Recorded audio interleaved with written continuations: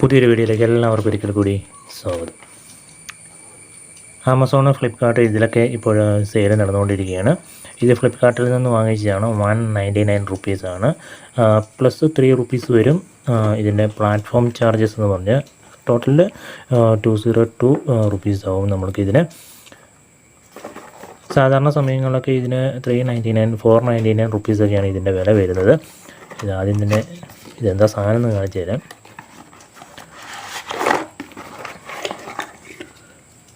ഒരു charging കേബിളുണ്ട്.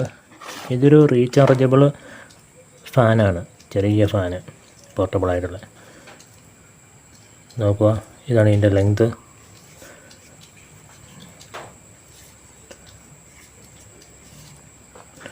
Lithium battery പവേർഡാണ്. ഇതാണ് ഇതിൻ്റെ ബാറ്ററി. 18650 എന്ന് പറയുന്ന ബാറ്ററിയാണിത്.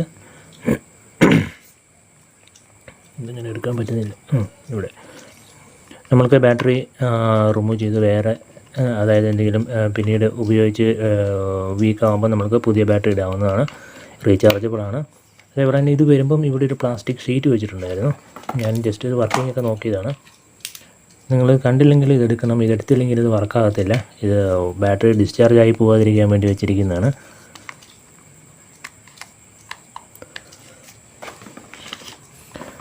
ഇതിൻ്റെ ഡീറ്റെയിൽസും കാര്യങ്ങളൊക്കെ ഇവിടെ എഴുതിയിട്ടുണ്ട്. ഇത് മെയ്ഡ് ഇൻ ചൈനയാണ്, മെയ്ഡ് ഇൻ RPC.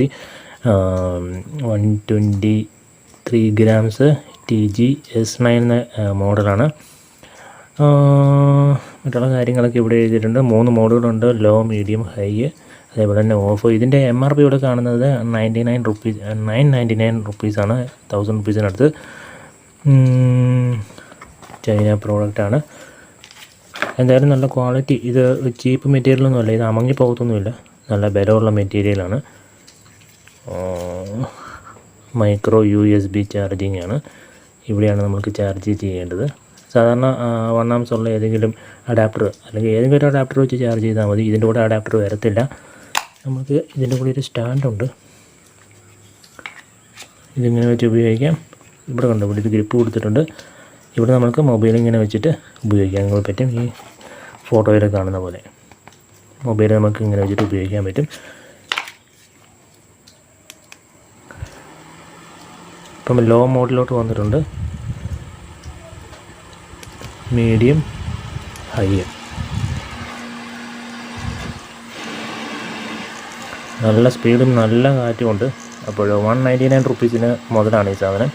എന്താണെന്ന് വെച്ചിട്ടുണ്ടെങ്കിൽ ബാറ്ററിക്ക് ഒരു 100 രൂപയാവും. പിന്നെ ഇതിൻ്റെ ഉള്ളിൽ മോട്ടറുണ്ട്. മോട്ടർ തന്നെ 40 രൂപയാവും.